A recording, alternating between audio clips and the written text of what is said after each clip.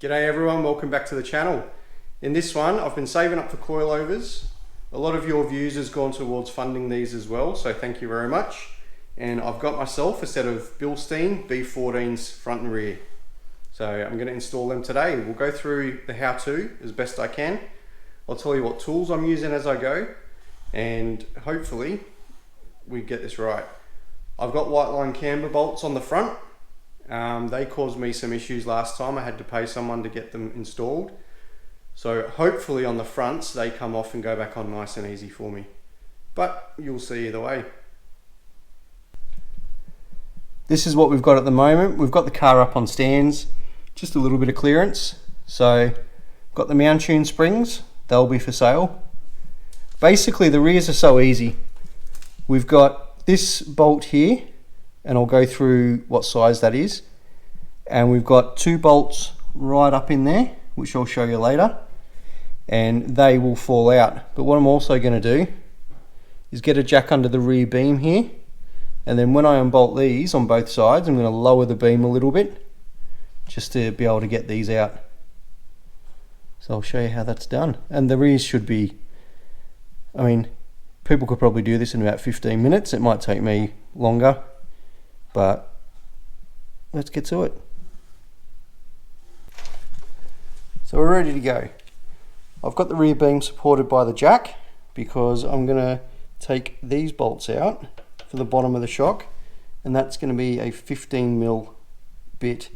I'm using the impact gun just to make it a bit quicker.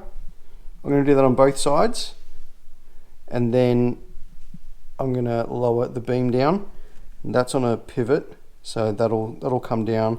We'll be able to get the springs out that way. They should almost just fall out, and it'll also give me some clearance to move the shock absorber once I loosen it from the top. So it's really hard to see up there. You've really got to get your head in. Now I've got one of the bolts out. Obviously the wheels come off.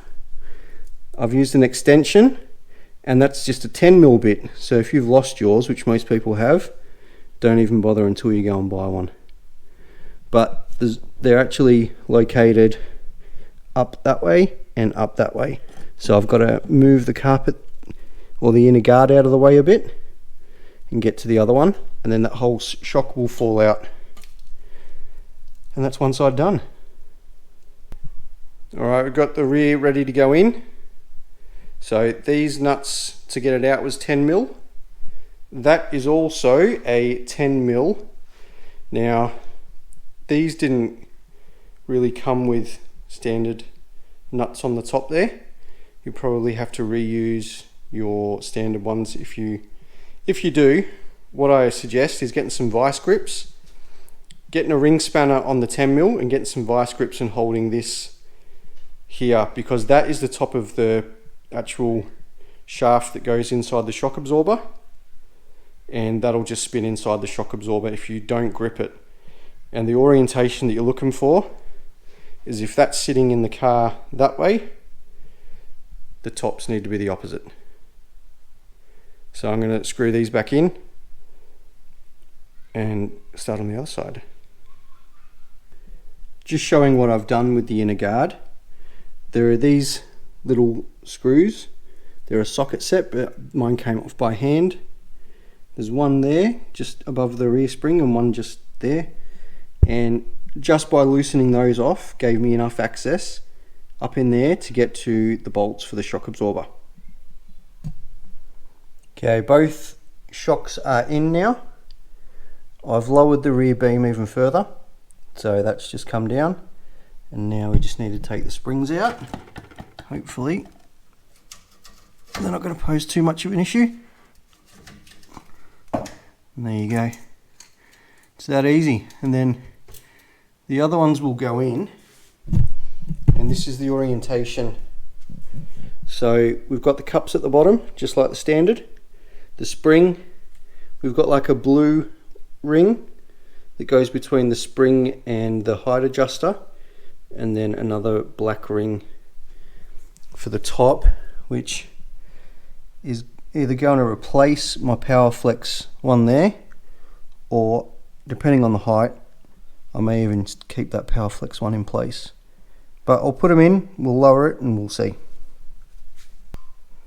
Rears are done. Strongly recommend 2 people for doing this. You might be able to get away with it if you're very skilled at this sort of stuff, but especially for getting both of the springs in at the same time. You definitely, because you've got like a little knob here that it sits in and then it goes into something up there. I couldn't use the Power Flex bushes, they just didn't fit into the tops, so the little black rings are on top of the height adjusters. And speaking of height, there's only one thing to do now, and that's to get the wheels on and get it down on the ground and see where it sits. The car is down, so I think it's lowered it a little bit more compared to the Mountune springs, which I'm okay with at the back. The back was never an issue. So there's still a massive gap, but this is a practical daily that I take to the track every now and then.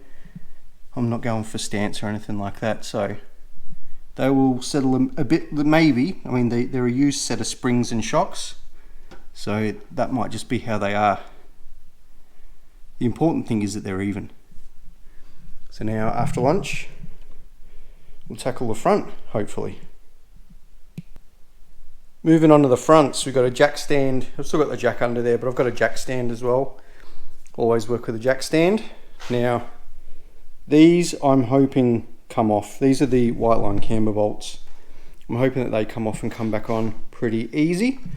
And there's another bolt, the standard one underneath it there. So I believe the standard ones are a 15 and an 18. I'm unsure. I'll work out what the camber bolt are. Just need to unclip the brake line. That's like a dampener for vibration, so that will be removed. And then moving up, we've got 3 bolts here, and again I'll grab the light. Got the 3 silver ones in there. We'll go through what size they are, and that technically should be the shock absorber out. Keep your fingers crossed for me, yeah? These bastards. These camber bolts. The nut came off easy, which was a plus. I've still got the bottom bolt in. I've had the jack underneath the hub and jacked it up to try and take the pressure off. I've sprayed with WD-40. I've been smacking on this end with a rubber mallet. I've been jiggling it, I've been trying to rotate this and move it into all different positions. I assume it's the lobe getting caught right here, but I just can't get that out.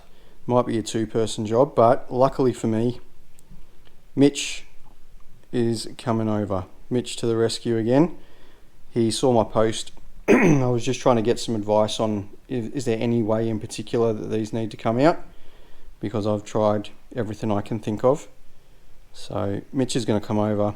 I've jacked up the other side now so he can just remove them, and then hopefully it's straightforward from there and they'll go back on pretty easily. It would have been simple if it was just a standard bolt like the bottom one, because they would have just come off and come out, but that lobe on the adjustment, the lobe adjustment on the bolt, is what's playing havoc. The fun of doing it yourself. Just while I'm waiting for Mitch, I've been able to access all of the nuts for the strut tops, all 6 of them, there's 3 on each side. That is a 13mm ring spanner, and I've been able to just loosen them off. So once that's done, we just get the camber bolts out. The sway bar link, we'll disconnect that from the shock absorber and take these bolts out, disconnect the brake line, and it should be it, and it should just be able to be pulled out then and replaced. Update. So Mitch came over, absolute legend, decided he had nothing better to do and came over to help. Together we got the camber bolts out and we're going to get them back in, and then he's going to go. We're going to make sure that that's done the hard bit.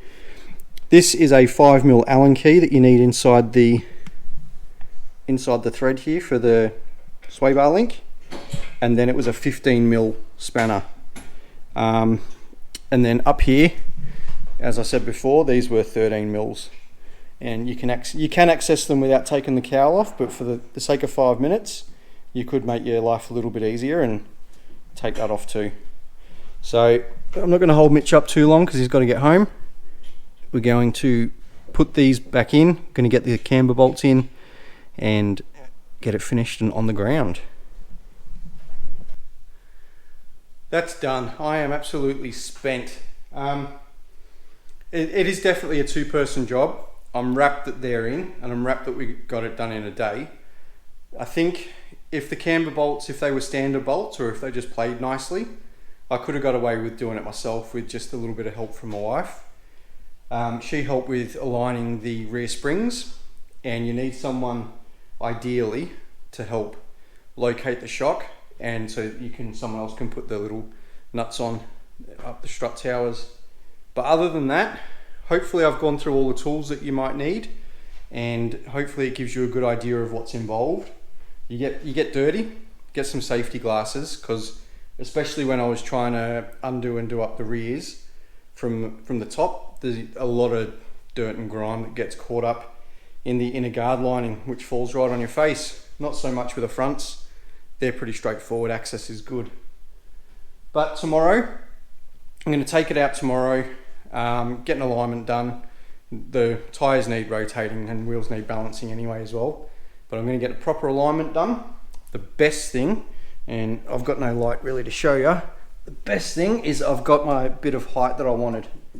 And hopefully that stops this tyre from scrubbing on the guard, and just makes for a better everyday drive and means I can attack Luddenham a bit harder. I'll do a review on how they feel at a later date, but first we've got to get them aligned.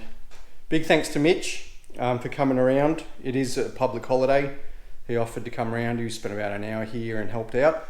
Thank you very much. Thanks to all the guys on the Fiesta ST Australia page who helped out and left your comments and tips, and Tim for selling me the Bilsteins at an amazing price. I'm really looking forward to driving on them, so cheers for that. And of course you guys, thanks for watching. Don't forget to like, comment, share, subscribe, and we'll catch you next time. And now that I can get the car in the air in my own garage, I'll probably upgrade the rear motor mount next. So cheers guys.